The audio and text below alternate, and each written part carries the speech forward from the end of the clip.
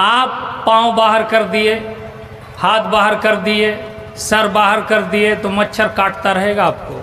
आप मुकम्मल तौर पर मच्छर के दानी के अंदर घुसे नहीं हैं, तो मुकम्मल तौर पर इस्लाम के अंदर घुसिए, शैतान की पैरवी बंद कीजिए, तभी आप वो ईमानदार हैं जिसका दर्जा अल्लाह तबारक व तआला बुलंद करेगा। वल्लदीना उतुल इल्म दरजात, और खुसूसी तौर पर जिन लोगों को इल्म दिया गया है उनके दर्जात बड़े बुलंद हैं।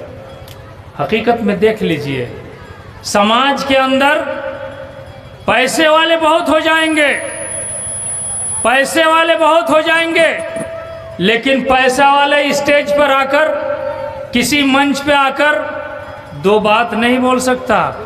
जब तक उसके पास इल्म नहीं होगा वो आपको समझा नहीं सकता ढंग से, और उसकी जहालत, अगर दौलत उसके पास है लेकिन जहालत से भरी हुई है, लेकिन जहालत की बात करेगा वो फौरन पकड़ में आ जाएगा कि जाहिल आदमी है, ये लिखा पढ़ा आदमी नहीं है।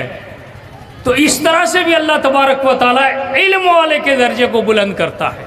लिहाजा दोस्तों, हमारी बच्चियां जो समाज की आधी आबादी है, समाज की आधी आबादी है, इस आधी आबादी को की तालीम की तरफ कोई तवज्जो नहीं थी, और उनकी तालीम पर तवज्जो देने की वजह से जनाब मौलाना सुल्तान नदवी साहब, इनके बड़े भाई थे मौलाना अलाउद्दीन नदवी साहब मरहूम रहमहुल्लाह ताला वदखलहु फसीहा जन्नातिही, उनके इंतकाल के बाद उनका भी एक लंबा ज़माना रायदुर्ग में, आंध्र प्रदेश रायदुर्ग में बहुत दिनों पढ़ाया, बंगाल में पढ़ाया, उसके बाद जामिया मोहम्मदिया मादर इल्म वहाँ बहुत दिन तक पढ़ाया, घर भी बना लिए थे वहाँ। ये तालीम का जो सिलसिला इस घराने में है, और इस घराने का जो नाम है मसूद ज़फ़र मोहम्मदी मौजूद हैं, ज़फ़र शेरशाबादी के नाम से जाने जाते हैं, ये सब उसी घराने से हैं। लिहाजा इन लोगों का काम पढ़ना पढ़ाना है, दूसरों को शिक्षा देना है, दूसरों को तालीम याफ्ता बनाना है, खुद तालीम याफ्ता बने हैं, इस वजह से दूसरों को तालीम देने की कोशिश कर रहे हैं। इनका ये जो समाज के साथ ताल्लुक़ है वो तालीम के साथ रिश्ता होने की वजह से है, कुरान और हदीस के साथ रिश्ता होने की वजह से है। सिर्फ हम ही जन्नत चले जाएं ऐसा नहीं, हमारे साथ साथ और भी लोग जन्नत में जाएं, समाज के लोग। ये ख़ास तौर से ये जो औरतों की तालीम है, ये औरतों की तालीम है, इस कदर ज़रूरी है। जो इस तालीम की राह में जो चलता है, मुस्लिम शरीफ की हदीस का छोटा सा टुकड़ा पड़ा है, मन सलक तरीक़न यल्तमिसु फ़ीही इल्मन सहलल्लाहु लहु तरीक़न इलल जन्नह, जो किसी रास्ते में तालीम की तलाश के रास्ते में चलता है, अल्लाह तबारक व तआला उसके लिए जन्नत का रास्ता आसान कर देगा।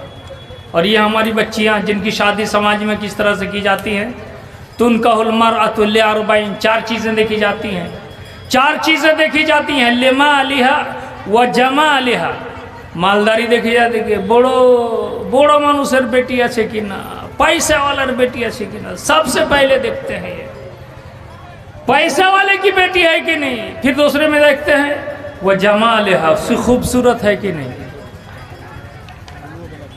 वाले हसबिहा, खानदान कैसा है वो देखने की कोशिश करते हैं, तीसरे नंबर पे खानदान देखते हैं। लेकिन लास्ट में कहा फज़फर बिज़ातिद्दीन तरिबत यदाक, दीनदार लड़की को हासिल करके उससे शादी करके तुम कामयाब हो जाओ, तुम कामयाब हो जाओ, तुम्हारे हाथ मिट्टी में मिल जाए। लिहाजा कामयाबी कहाँ है? दीनदार औरत अगर आपके घर में आए। जिला परिषद अताउर रहमान साहब बोल कर गए, शिक्षित लड़की आप अपने घर में लेकर आइए, वो घर के माहौल को बदल देगी, आपके बाल बच्चों के माहौल को भी बदल देगी।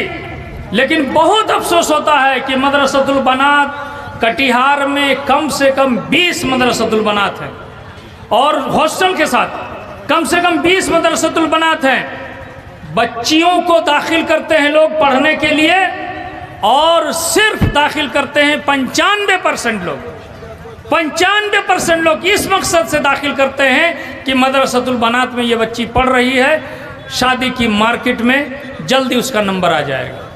जल्दी उसकी शादी हो जाएगी, जल्दी उसकी शादी हो जाएगी। और बोल देंगे हमारी बेटी तो बनात में पढ़ रही है, मौलाना सुल्तान नदवी के बनात में पढ़ रही है, इनाम मदनी के बनात में पढ़ रही है, फला जगह पढ़ रही है, फला जगह जलील मदनी के बनात में पढ़ रही है, बनात में पढ़ रही है। और इस तालीम का, ये मदरसतुल बनात की तालीम का ये असर देखिए दोस्तों। मेरा जो अपना तज्जिया है, मेरा जो अपना तज्जिया है, लड़का दिल्ली में काम करता हो, बेलदरी का काम करता हो, लेबरी का काम करता हो, मिस्त्री का काम करता हो, कहीं भी कुछ काम करता हो, लेकिन उसको चाहिए कहाँ की लड़की? मदरसतुल बनात की लड़की चाहिए। क्योंकि उसके अंदर ये दिमाग में घुस गया है कि मदरसतुल बनात की लड़की में कोई साइड इफेक्ट नहीं होता। साइड इफेक्ट समझते हैं? इससे उसके साथ लुक्का चुनी नहीं है उसका, उसके यहाँ साइड इफेक्ट नहीं है, इधर उधर नहीं है।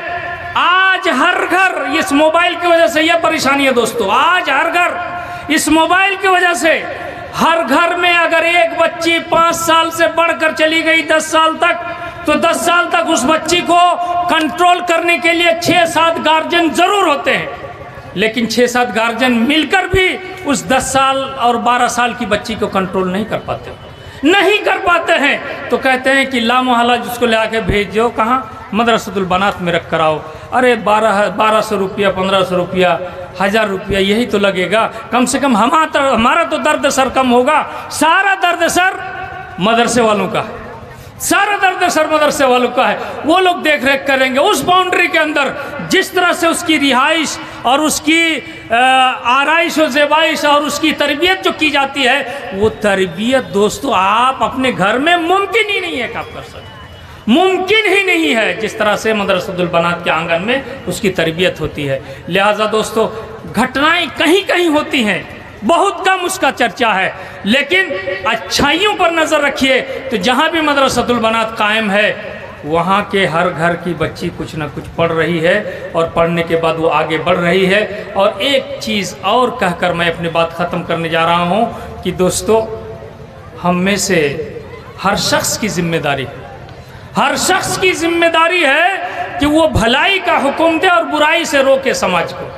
जो भला रास्ता है उसकी तरफ अपने बच्चों को, जिस तरह से आप नहीं चाहेंगे कि आपका बच्चा जहन्नम में जाए, आग में जाए, आप कभी नहीं चाहेंगे, उसी तरह से समाज का बच्चा भी बहक जाए तो आपकी जिम्मेदारी बनती है कि समाज के बच्चा को भी आप रोकें। लिहाजा मन रामिन को मुनकरन फलयुगय्यिरहु बियदिही, जो भी मुनकर होते देखे। अभी मुखिया जी कहा कर गए ना कि 5 साल 6 साल 7 साल लड़का, 10 साल का लड़का सिगरेट खींच रहा है, सिगरेट पी रहा, उसको कौन समझाएगा, उसको कौन रास्ते पर लाएगा, उसको कौन कहेगा कि इस तरह से इसमें, अभी तो सिगरेट की बात है, इसमें कितना खतरनाक नशा ये शेरशाहबादी समाज के अंदर घुस गया है कि एक डोज इसमें लेने में 250 से 300 रुपया खर्च होता है और नौजवान उसी में डूबा हुआ है, नौजवान उसी में डूबा हुआ है। इसलिए नशा से इस समाज को आज़ाद दिलाने के लिए, मुक्ति दिलाने के लिए ज़रूरी है कि घर का गार्जियन अपने बाल बच्चों पर नज़र रखे। हर शख्स अगर अपने बाल बच्चों पर और उसके आमद रफ्त पर, उसके साथियों पर नज़र रखेगा तो यकीनन अपने बच्चों को वो कंट्रोल कर सकता है। आप अपनी बच्ची पर जितना कंट्रोल करते हैं उससे ज़्यादा आपको बच्चों पर नज़र होनी चाहिए। उसी तरह से दोनों में आपको कोई तफरीक किसी तरह से नहीं करना चाहिए। एक बच्ची की परवरिश जिस तरह से ज़रूरी है, बच्चा की भी तरबियत उसी तरह से ज़रूरी है। उम्मीद के आप लोग दारुल उलूम लिल बनात जगवाटी के इस जलसे से इंशाअल्लाह ये सबक ज़रूर लेकर जाएंगे कि हम बच्चा और बच्चे में कोई तफरीक नहीं करेंगे, दोनों की तालीम व तरबियत की ज़िम्मेदारी हम लोग निभाएंगे। लेकिन देखा जा रहा है सिर्फ बच्चियां मदरसा में पढ़ने जा रही हैं, हमारे बच्चे बेराह रवी के शिकार हो रहे हैं। अल्लाह तबारक व तआला हमारे बच्चों को कंट्रोल के साथ मदरसों में, स्कूलों में, पाठशालाओं में, कोचिंग सेंटरों में, कहीं भी कम से कम पढ़ने के लिए भेजने की तौफीक अता फरमाए, ताकि वो आते जाते रहेंगे तो कुछ ना कुछ सीखेंगे। अगर घर पे बैठे रहेंगे तो कुछ नहीं सीख सकते, एकदम खाली रह जाएगा। और खाली जहन जो है मोबाइल पर है, और मोबाइल पूरा शैतानत का अड्डा है। और शैतान का ये बहुत बड़ी मशीन है, झूठ की भी मशीन है, शैतानी हरकतों की मशीन है। तमाम बुराइयां इस वक्त जो समाज में जन्म ले रही हैं, ये मोबाइल के ज़रिए से 80% बुराइयां जन्म ले, इस मोबाइल के ज़रिए से 80% मोबाइल बुराइयां जन्म ले रही दोस्तों। लिहाजा इस मोबाइल पर भी कंट्रोल कीजिए, और इस मोबाइल पर कंट्रोल आजकल खो रहा है। बच्चा रो रहा है तो दे दो, बच्चा रो रहा है धीरे धीरे उसी पे परवरिश पा रहा है, उसी पे परवरिश पा रहा है। और जाकर गप करता है कि देखते हैं मेरा बेटा 2 साल का है, मेरा बेटा 3 साल का है, मोबाइल वो हैंडल कर लेता है, चला लेता है। यूट्यूब क्या वो जान रहा है, फेसबुक क्या वो जान रहा है, फला क्या वो जान रहा है। अल्लाह अकबर, इससे खुश होने की बात नहीं है। आपका बेटा ABCD अगर 3 साल का है, ABCD पढ़ना शुरू कर दिया है, अलिफ बा ता सा पढ़ना शुरू कर दिया है, अम्मा पारा पढ़ना शुरू कर दिया है, उर्दू पढ़ना शुरू कर दिया है, हिंदी पढ़ना शुरू कर दिया है, और 5 साल में है स्कूल जाना शुरू कर दिया, तो आप समझिए कि नहीं आपका बच्चा कामयाब है। अगर ऐसा नहीं हो रहा है तो बहुत सारे दौलतमंद हैं, इसी गांव में भी बहुत सारे दौलतमंद हैं जो ये नहीं जान रहे हैं कि मीरास में किसका क्या हक है, ये नहीं जान रहे हैं। औरतें भी ये नहीं जान पा रही हैं कि हमारा हक क्या है, मीरास में हमारा हक क्या है। लड़का का हक अगर डबल है तो लड़की का हक सिंगल है भाई, लड़की का हक सिंगल है। माँ बाप के मरने के बाद और कोई भी औलाद सुन लीजिए, कोई भी औलाद किसी माँ बाप के चीज़ का हकदार वो उस वक्त नहीं बन सकता, मीरास के हकदार उस वक्त तक नहीं बन सकता जब तक बाप ना मर जाए। बाप की जायदाद है, बाप मर गया उसके बाद उसके बाल बच्चे उसके जायदाद के हकदार बनते हैं। और इस चीज़ को भी हम नहीं समझते हैं, बल्कि बाप अगर ज़मीन बेचकर दुकानदारी करना चाहता है, ज़मीन बेचकर कोई बिजनेस करना चाहता है, तो उसके बाद बेटे लोग खड़े हो जाते हैं, हार हिस्सा जो भी हमारा हिस्सा बेच रहे हो, ये हमारा हिस्सा बेच रहे हो। इस तरह से बहुत हो रहा है भाई। कहाँ आपका हिस्सा आया? आपका बाप मरेगा तब आपका हिस्सा बनेगा। हदीस कुरान पढ़िए, लिर्रिजाल नसीबुन मिम्मा तरकल वालिदान वल अक़रबून वलिन्निसाए नसीबुन मिम्मा तरकल वालिदान वल अक़रबून मिम्मा क़ल्ल मिन्हु औ कथुरा नसीबन मफ़रूज़ा। मर्द के लिए भी औरतों के लिए भी उतना ही हिस्सा है। हाँ, जो माँ बाप छोड़ के जाए क्या हिस्सा है? मर्दों के लिए हिस्सा मुकर्रर है, औरतों के लिए भी हिस्सा मुकर्रर है। किसकी जायदाद में? माँ बाप के और करीबी रिश्तेदार के छोड़ी हुई जायदाद में। ये मर जाते हैं, तरका छोड़ जाते हैं, तब उसमें हिस्सा है, जिंदगी में कोई हिस्सा नहीं है। इस वजह से अगर आप कुरान की तालीमात के करीब नहीं आएंगे तो ये सब परेशानियां होंगी कि आप उलझनों में रहेंगे और नाइंसाफियां आप करेंगे और आखिरत में आप पकड़े जाएंगे। उस दिन आपकी जुबान पे ताले लगे होंगे और आपकी जुबान नहीं चलेगी। उस वक्त आप नाइंसाफी करके जाएंगे इस दुनिया में, आखिरत में कल आपको खड़ा होना पड़ेगा। जो आदमी भी नाइंसाफी करता है समाज में, चाहे पंचायती में नाइंसाफी करता हो, चाहे अपने बाल बच्चों के बीच नाइंसाफी करता हो। हज़रत नुमान बिन बशीर की एक हदीस पढ़कर मैं अपनी बात खत्म करता हूँ कि हज़रत नुमान बिन बशीर को उनके छोटी माँ से नुमान बिन बशीर पैदा हुए। बशीर भी सहाबी थे, नुमान भी सहाबी थे। तो नुमान बिन बशीर की छोटकी बीवी ने क्या कहा कि आप एक गुलाम दे रहे हैं मेरे इस बेटे को, नुमान को, अल्लाह के रसूल को गवाह बना कर आइए। अल्लाह के रसूल को गवाह बना के आइए। अल्लाह के रसूल को गवाह बनाने के लिए हज़रत बशीर चले गए। जब बशीर गए, जाकर कहा कि ऐसा ऐसा है, मेरा छोटा बेटा है नुमान, मेरी पिछली बीवी से हुआ है, मैं उसको अपना एक गुलाम दे रहा हूँ। कहा कि तमाम औलाद को तुमने दिया है? तमाम औलाद को तुमने दिया है? कहा कि नहीं दिया है। जब नहीं दिया, क्या कहा? अल्लाह के रसूल सल्लल्लाहु अलैहि वसल्लम ने कहा, इअदिलू बैना औलादिकुम फ़इन्नी ला उशहिदु अला जौर। अपने औलाद के दरमियान इंसाफ करो, आदल पैदा करो, इंसाफ करो अपने औलाद के दरमियान। मैं जुल्म का गवाह नहीं बनना चाहता। अगर एक बच्चे को आपने बुलेट खरीद कर दिया है तो दूसरे को भी बुलेट खरीद के दीजिए। एक बच्ची को आपने अगर 1 कट्ठा जमीन लिख कर दिया है तो बच्चा को भी 1 कट्ठा जमीन लिख कर दीजिए। तोहफा में, हदिया में बराबरी है, वो हिस्सादारी नहीं। वो आप जिंदगी में जो कुछ भी अपने औलाद को दे, बराबर करके दे। और अगर आप बराबर करके नहीं देंगे तो क़यामत के दिन आप पकड़े जाएंगे, आप जुल्म करते हुए जालिम के। वो जुल्म ज़ुल्मातुन यौमल क़यामा, और जुल्म जो है आखिरत में तारीकी होगी, रोशनी नहीं होगी आपके लिए।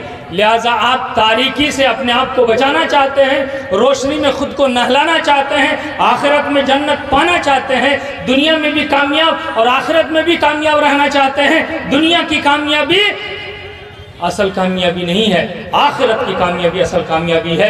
तब आपको ऐसे मौके पर आपको दीनी तालीमात के साथ जुड़ना पड़ेगा, दीन के उलमा के साथ आपको जुड़ना पड़ेगा। उलमाए किराम की कदरदानी कीजिए, गनीमत है उलमाए किराम आपके दरमियान कि आपको दीन की बातें समझाते हैं, सिखाते हैं, आपकी आखिरत को संवारने की बातें करते हैं और कहते हैं आप कि हामी जेटा कोई लेगे आइनू के कुछ कर लेगे हार मन मतन मौलवी साहेब कह लेना, आपके मन मुताबिक नहीं। किसके मन मुताबिक होना चाहिए?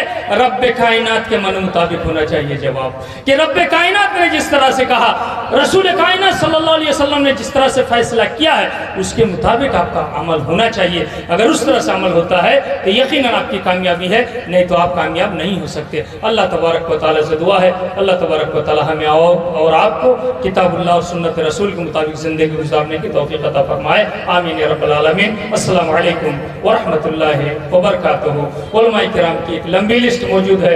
मौलाना अबुल कलाम सलफ़ी साहब वो आ गए हैं और कई जलसे में मुलाकात नहीं हो पा रही है, मैं थोड़ा पहले निकल जाता हूँ, वो बाद में आते हैं, लेकिन आज लगता है आवाज़ सुनकर स्टेज पर आ गए हैं। आज उनसे मुलाकात होने जा रहे हैं इंशाअल्लाह। अस्सलाम वालेकुम।